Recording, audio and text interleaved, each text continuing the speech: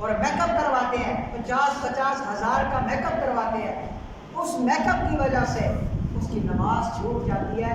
اور میں آپ کو ایک مسئلہ بتاؤں، جس مرضی عالم دین سے پوچھ لے کہ اگر میک اپ کی وجہ سے وہ عورت نماز چھوڑ دیتی ہے، یہ سمجھ کر کہ میرا میک اپ اتر جائے گا، اگر میں وضو کروں گی تو وہ عورت دائرہ اسلام سے خارج ہوگی۔ اس کی وجہ یہ ہے کہ نماز کو کسی حالت میں چھوڑنا جائز نہیں ہے۔ اس نے ایک غیر شرعی کام کیا، ایک غیر شرعی کام کیا، اور 50,000 20,000 30,000 کا میک اپ کروا کے آئی ہے۔